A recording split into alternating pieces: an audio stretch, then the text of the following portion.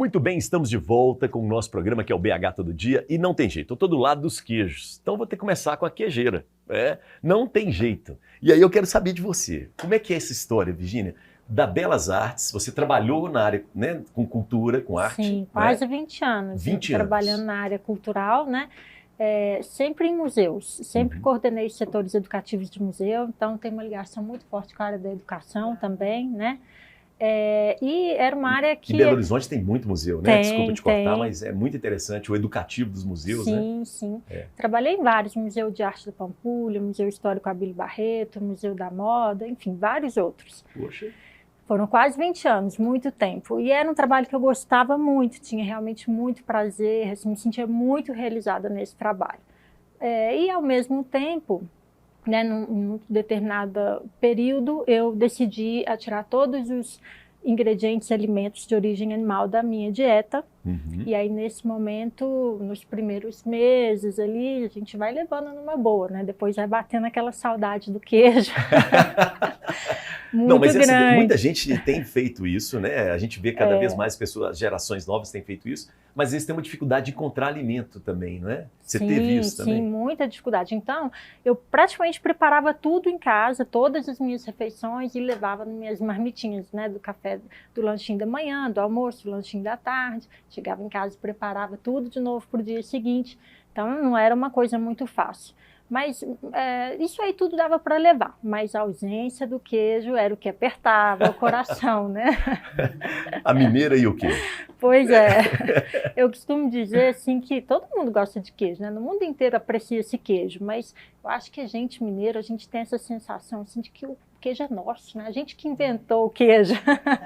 Determinados tipos de queijo foi a gente mesmo, não né? É? Eu estava com o Elvis Raton aqui outro dia, ele fez, né, o mineiro e o queijo, e ele falou que fez uma pesquisa. E vários tipos de queijo são nossos por causa dos tropeiros. Nós tivemos que inventar uma técnica nossa para durar mais tempo também. Exatamente. Né?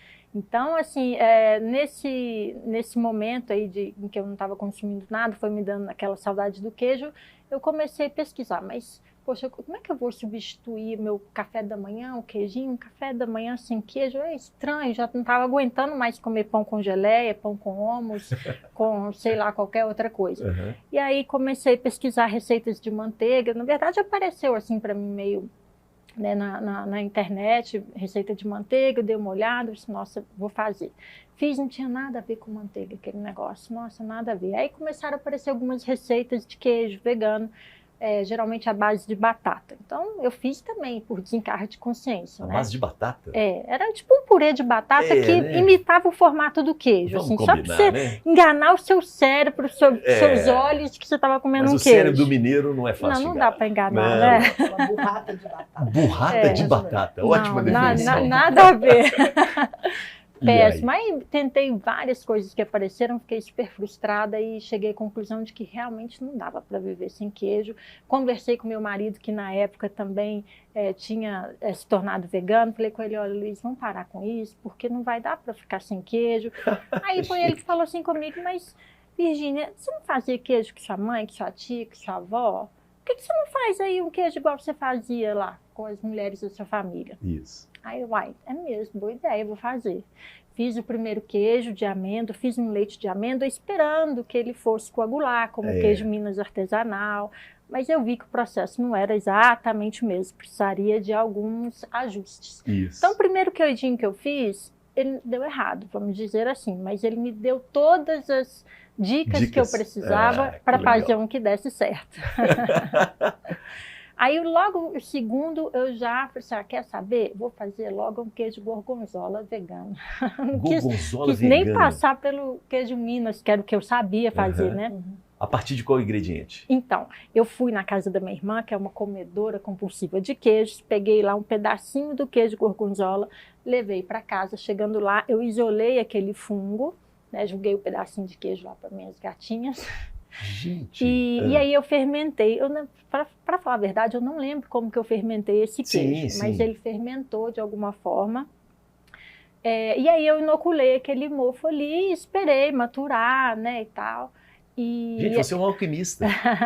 Você tem um laboratório, que barato. Mas isso tudo eu estava assim ainda nas experiências claro, em casa, mas né? Isso, a ciência é assim que nasce. E a melhor parte era olhar aquele queijinho todo dia, porque até um queijo Minas, você não faz ele uma vez e esquece na geladeira, né? Você precisa virar esse queijo todo dia, né? Dar uma atenção para ele, você vai se relacionando ali com o queijo, né? Conversar com o queijo.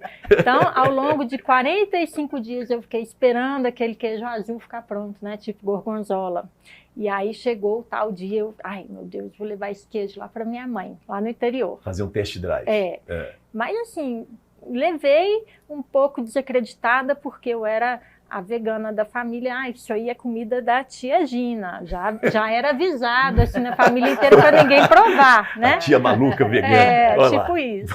Aí tinha aquelas coisas da tia Gina. Às vezes cuidado tava aí, hein? Cuidado. Tava bonito, chegava algum sobrinho desavisado, mas logo a minha mãe dava um jeito de avisar. Que ótimo isso. E Mas deu aí, certo, então. Só que nesse dia, ela comeu aquele queijo, ela achou um espetáculo, uma maravilha, falou que nunca tinha comido um queijo tão bom. Eu falei, uai, é mesmo? Mas você gostou tanto assim? Não, eu gostei demais. Sentamos, comemos o queijo, era maior do que esse. Sim. Comemos o queijo numa sentada, eu e ela e meu marido. Aí, despretensiosamente, eu fiz uma fotinha daquele queijo, publiquei na internet. No dia seguinte, quando eu fui olhar, tinha 3.000 comentários de pessoas pedindo receita. Olha! Aí eu pensei, puxa vida, como é que eu vou ensinar agora as pessoas que nunca fizeram queijo na vida a fazer um queijo que leva 45 dias e que ingrediente que ela vai usar? Como é que eu vou ensinar para um vegano a usar um ingrediente de origem animal? Aí eu tive que me virar e aí foi aí que tudo começou. Nesse afã de querer ensinar, que era a minha área, né? Educação, querer ensinar. Olha só. Aí eu comecei a investir. Meu primeiro investimento foi em comprar aquelas culturas de fermentação e de mofo que eram importadas, né? Para poder disponibilizar isso para as pessoas. Porque se naquela época você quisesse, Elias, fazer um queijo vegano, tipo um gorgonzola, você não ia achar um ingrediente aqui. Então, eu importei tudo isso, coloquei à disposição de todo mundo e comecei a viajar dando cursos. Viajei 3 anos seguidos. Caramba, aí você abandonou mesmo? No primeiro ano eu conciliei, eu viajava todo final de semana. Perfeito. Aí eu aproveitei, tirei minhas férias premium, que eu tinha para tirar. Fiquei meses viajando. Boa mineira desconfiada. Vamos ver se vai dar certo. Se não der, eu tenho meu seguro. Não, aqui, e ainda né? tive um segundo momento de desconfiança. Bom, acabaram minhas férias prêmio, vou tirar a licença sem vencimento. 2 anos. Você é desconfiada mesmo, hein? É que eu gostava muito, eu não tinha certeza se eu queria abrir mão, né? Tá certíssima, muito bom. Segura aí, peraí. Tá. Macaé, sua relação com queijo, como é que é? Ai, gente, adoro. É mesmo? Adoro queijo e acima das coisas que eu mais gosto. Viajando por Minas Gerais, comprar queijo das diferentes regiões e conhecendo, experimentando. E esse é um vício na minha casa, porque todo mundo é apaixonado com queijo. Eu falo, gente, é difícil sustentar essa família a partir de queijo. Porque o queijo também ficou caro, né? Não tá fácil. Aliás, o que não tá caro? Né? Muito expensive. Isso. Agora, Macaé, e o queijo vegano? Você já experimentou? Olha, eu cheguei aqui super entusiasmada, vou confessar para todo mundo que está assistindo. Falei, gente, que lindo, maravilhoso. Aí ela falou, vegano. Será que deu certo? Será que tipo deu a minha certo? mãe. Muito. Porque a gente estranha, né, Macaé? Eu falei, pô, eu estava toda entusiasmada, feliz da apresentação. Aí falou vegano, vem aquele monte de interrogação. Né? Será que vai descer bem? Mas estou curiosa. Não, nós vamos provar. Tá daí. Legal demais. Ô, Jéssica, e queijo, como é que é para você? Ai, amo também. Tudo com queijo fica muito bom, né? Queijo em tudo, no macarrão, no pão, em tudo. Tudo em casa eu coloco queijo. Tem algum preferencial, assim, algum queijo? Mais molhado, mais seco, eu gosto curado? mais de um queijo frescal. Frescal? Sim, sempre gostei. Mas agora, mais velha, meu paladar tá amadurecendo. Olha, e eu tô mais gostando. velha? Uma anciã também, né? Vou te contar uma coisa. Tô amadurecendo o paladar e tô gostando mais de queijos diferentes, mais intensos. Eu tô gostando de tudo. Amadurecer o paladar. E hoje tô ansiosa pra provar o vegano. Tá todo mundo querendo também, né? Mas também a propaganda é ótima. Não, né? a gente come com os olhos e tá maravilhoso. Agora vamos lá. Da engenheira de produção para, né, uma pessoa que vai fazer bolo sem açúcar. Como é que é essa história? Então, eu entrei na faculdade de engenharia de produção, eu nunca tive aquele dom assim dentro de mim de querer fazer alguma coisa. Mas A eu gente entra gostava muito de novo, matemática. né? Muito novo para é escolher. É uma difícil, escolha amigo. com 17 anos. Você é muito novo para escolher. Muito. E eu gostava de matemática, da área de exatas. Achava que engenharia eu ia arrumar emprego, porque em Betim é um polo industrial. Eu achei que eu ia me dar bem nessa área. Comecei a fazer a faculdade de engenharia e logo, meu pai, ele é dono de restaurante lá em Betim. Ele abriu um novo restaurante e me chamou para trabalhar com ele. Como eu ainda estava estudando inglês, ainda não estava preparada para procurar um estágio, estava no início da faculdade, eu fui trabalhar com ele no restaurante. Acabou que eu me envolvi muito no restaurante. Você cuidava mais da contabilidade, né? Mas depois você entrou para dentro da cozinha. Eu ficava no caixa, fazia compras, não passava nem perto da cozinha, lá no restaurante. E aí, a faculdade acabou, eu ainda estava no restaurante. Comecei a tentar arrumar emprego na área, não arrumava, porque eu não fiz estágio, não tinha nenhuma experiência na área.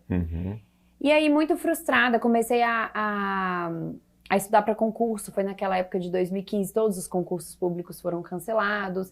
E aí eu falei, olha, eu posso continuar aqui com meu pai, tá tudo bem, mas eu queria crescer, eu queria fazer alguma coisa diferente, eu queria ter uma oportunidade. E aí, eu sempre amei doce, é o meu ponto fraco. Eu amo doce, bolo, comer, eu amo de verdade. Que coisa, mas sempre eu não conheço mais ninguém que gosta de doce assim. Interessante. Ainda mais mineiro, né? Porque a gente ama um doce, vou te contar. Vou ficar e aí, a minha mãe, eu sempre me preocupei com a dieta também, a alimentação saudável. Minha mãe sempre prezou isso na nossa casa. Claro. E preocupada com isso tudo, mas amando o doce, eu vi umas maçãs na geladeira um belo dia e falei, eu vou fazer um bolo de maçã saudável. E aí olhei na internet, vi uma receitinha, não sabia de nada, passei no supermercado, fiz a compra, fiz o bolo e o bolo ficou, por um milagre, perfeito. Ficou bonito. Muito, bonito e muito gostoso. A minha mãe chegou da escola, porque ela era professora na época, agora aposentada, experimentou o bolo e falou, meu Deus, esse bolo tá maravilhoso. Por que você não faz bolo para vender? Aqui em Betim não tem, as pessoas estão se preocupando cada vez mais em saúde, alimentar saudável, várias intolerâncias alimentares estão surgindo, começa a fazer para vender. Eu falei, não mãe, que trabalheira, fazer bolo, não dá, eu preciso trabalhar. Nisso eu ainda trabalhava com meu pai, mas ela plantou uma sementinha na minha mente. E aí eu fui pesquisando receitas, pesquisando cursos, e naquela época ninguém falava disso, de sem glúten, de sem lactose, não ensinava, não tinha isso. E aí comecei a fazer os testes, desenvolver um cardápio, criei a Confeita Fit, a logomarca, junto com meu namorado na época, hoje marido. Ele criou para mim um cardápio, eu postei no Instagram e aí comecei a ter encomenda. Muito parecido com a história dela, né? Por acaso não, a gente fez para nossa casa e isso virou uma profissão. Muito legal isso. Macaé, eu fico pensando uma coisa, queria que você me ajudasse, assim, você que é mais da área de educação. Ela vai, faz belas artes, entra, né, nova, veio para Belo Horizonte e vai para uma outra área. Ela vai, faz engenharia, até pensando nesse pragmatismo, né? Vou formar, né? Arrumar um emprego. Arrumar um emprego, né? E vai para uma outra área. Isso tem algum problema na nossa educação, Macaé? Eu não acho que nesse caso o problema está na educação. Ótimo. Temos vários problemas quando a gente pensa educação no Brasil, porque a educação nunca foi tratada como direito. Então, a gente vive as consequências desse desprezo. Mas eu acho também que, até por essa visão, né, que muitas vezes coloca a educação num lugar, eu falo, é romântico. Isso. Tipo assim, você vai estudar. Eu vou dizer porque eu fui criada nessa. Estude para você ser alguém na vida. Ser alguém na vida. Isso, né? É isso mesmo. Eu acredito, de fato, que a educação é um fator para a emancipação. Mas, necessariamente, uma escolha que você faz aos 17 anos, numa sociedade como a que a gente tem hoje, que é... Olha, eu vivi do rádio de pilha, né, gente? Isso. Ao Spotify. Eu falo, gente, pelo amor de Deus, não inventa mais nada. Não, vamos com calma, entendeu? Né? Eu não dou conta mais, entendeu? Eu já gravei, né? Eu escutava música gravada. Na fita cassete. Fita cassete, gravada no rádio. Com a vinheta da rádio entendeu? junto. Né? Então, veja bem, o nosso mundo está em profunda transformação. Então, a educação ela é muito importante para a nossa formação. Para a nossa formação integral. Quer dizer, as habilidades que você desenvolveu no seu curso de engenharia de produção, com certeza estão à disposição do Confeita Fit. Isso. Certo? A gente não... Quando Olha a isso gente aqui. olha aqui o design Isso, e a estética que legal, hein? nessa apresentação, né? Toda a sua trajetória, né? O gosto, o olhar artístico, tem todo um conhecimento aqui, que isso aqui Não se perdeu. Sim. não se perdeu, que agrega valor, que faz diferença nesse mundo do trabalho, não é? Que a gente enfrenta. Porque, veja bem, nós estamos num momento em que o trabalho é um elemento fundamental para a formação humana. A gente não se imagina sem o trabalho. Isso. Mas cada vez mais essa ideia de emprego, né, ela está deixa de existir. A gente está Isso. vivendo cada vez relações de trabalho, né, cada vez mais precarizantes. Sim, e as pessoas concordo também demais. não querem se submeter a esse tipo de relação de trabalho. Então, eu acho que a gente precisa compreender um pouco isso, porque senão fica assim, então não adianta estudar? Né? Não. Eu não vou estudar. Ah, Pelo tá. contrário, quem não estuda aí está completamente Isso, fora. Né? É. E a gente precisa entender a educação nesse processo mesmo. Quer dizer, eu não estudo somente porque isso vai me dar uma oportunidade de entrar, de ter uma profissão. É um Eu pragmatismo, Eu né? estudo do ponto de vista da minha humanidade. A educação é uma forma da gente se humanizar. Eu não estudo né? para ganhar dinheiro, não é isso, né? Não necessariamente. Não né? necessariamente, né? Talvez os cursos de medicina sofram até com isso, né? Eu vejo muitas pessoas que fazem medicina, por quê? Para ganhar dinheiro, porque o emprego, não vai faltar emprego, mas não tem vocação, às vezes. E às vezes estão né? infelizes, né? Estão infelizes. Porque também tem isso. Tem pessoas que podem ganhar muito dinheiro Isso. e está completamente infeliz, né? Aham. Então, Macaé, eu me lembro que eu fiz uma vez um encontro, participei de um encontro com você sobre o ensino médio e você tinha dados assim assustadores que às vezes a gente não tem noção. É um grande gargalo que nós temos, é o ensino médio, né? assim, eu vou dizer um pouco, estou assim, tentando lembrar quando foi que a gente conversou, né? Foi. Mas 2018, 2015, 2015, isso. 2016 era o ano, né, pela legislação, era o primeiro ano que nós deveríamos garantir vaga, 100% de vaga para os jovens nessa faixa etária. Isso. Que nós aprovamos tanto a obrigatoriedade para as crianças de 4 e 5 anos, então, obrigatoriedade de acesso à educação infantil e também para a juventude de 15 a 16. Né? A gente vivia desafios ligados ao acesso, que é ter vagas de ensino médio para todos os adolescentes, todos os jovens nessa faixa etária, e também garantir uma trajetória escolar sem interrupção, porque isso também vai freando o acesso dos jovens ao ensino médio. Uhum. Eu lembro que você falava da Que evasão, eu acho? né? Uma evasão grande, mas na verdade eu falo, não tem evasão. Acaba tendo um processo de exclusão. Boa. Porque o jovem é muito cobrado, né? Da mesma forma que um jovem, vou dizer, de classe média é cobrado pela família, que tem que fazer o Enem, tem que entrar na universidade para ter uma profissão. A gente vive essa cobrança. Vida. Todo mundo aqui viveu essa cobrança. E é duro. E é muito duro. A gente sabe como que a gente sofre, né? Com essa exigência. Muitos jovens também das classes populares, eles são cobrados até antes, né? Quando estão ali com 14 anos, terminou o ensino fundamental, eles já são cobrados a contribuir, né, com a vida da família. Isso. Né? Porque o nosso país é injusto, tem fome, tem muita pobreza. Então, esse jovem ele é pressionado muito cedo para se inserir no mundo do trabalho e vai se inserir precariamente e contribuir com a sobrevivência da família. Então, esse é um desafio, né, grande. E hoje, o que aconteceu, Elias? Infelizmente, a gente fez um movimento aqui em Minas forte, de chamada dos jovens para ampliar o acesso, o número de jovens matriculados no ensino médio, né? Uhum.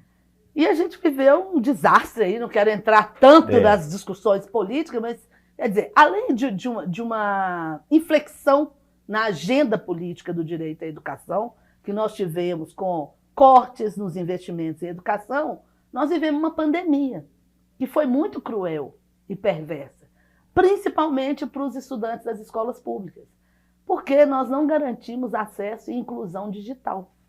Né? E isso aí foi muito perverso, um abismo. E pós-pandemia, muitos jovens não voltaram. Isso. Então, em Minas Gerais, nós temos um decréscimo de mais de 200 mil matrículas no ensino médio. Então, no momento que nós deveríamos estar ampliando o número de matrículas, porque a gente tem uma geração maior de jovens que concluem o ensino fundamental, nós estamos vivendo um decréscimo nas matrículas, né? A gente tem fechamento de escolas noturnas, o que é muito difícil, principalmente para o jovem da periferia, porque às vezes as pessoas não compreendem. Não adianta eu ter uma vaga de ensino médio no centro de BH se o jovem mora em Venda Nova. Ou eu quero dar um exemplo da região norte. A região norte de Belo Horizonte é uma região de menor IDH e, por exemplo, é uma região, eu fiz um estudo nesse período 2015-2016 sobre oferta de educação profissional. Nós não temos nenhuma oferta de ensino médio com educação profissional na região norte de Belo Horizonte. Puxa vida, é uma Se a gente pensar onde é que enorme. As escolas federais, né, não estão lá. Não. Escola estadual, que oferta educação profissional, também não estava lá. E mesmo quando o Estado tinha uma política de compra de vagas, as escolas privadas que ofertam educação profissional não estão na Zona Norte. Isso. Agora, como que o jovem vai pegar ônibus, não tem passe livre, né? Vai sair do seu bairro à noite para chegar aqui no centro de Belo Horizonte? Não tem condição, as famílias não têm condição. Então, a gente precisa descentralizar, né? Descentralizar o acesso. Eu falo BH, mas eu sei que isso é realidade. Olha lá, Betim, exato. Contagem. Tem jovem que tem que sair de Contagem, ou sair de Betim para estudar em Contagem, sair de Betim para estudar aqui, dependendo da área de profissionalização incrível que isso. ele quer. Né? Então, assim, a gente precisa ter um olhar, eu tenho, na minha atuação política hoje, a minha pauta é educação, é o direito à educação, dialogado bastante, né, com as famílias e pressionado para a gente recompor o orçamento da educação, seja na esfera estadual, mas também na esfera federal, e investir, né? Investir na educação integral, na educação profissional. Boa, muito bom. Gente, segura aí, nós vamos para mais um intervalo. Daqui a pouco a gente volta com mais histórias aqui interessantes que vão ajudando a gente a refletir sobre a nossa sociedade. Na verdade, cada história particular aqui é uma história de muitas mulheres e eu gostaria muito que você continuasse ligado e ligada conosco, tá bom? Intervalo, a gente volta em instantes. Valeu!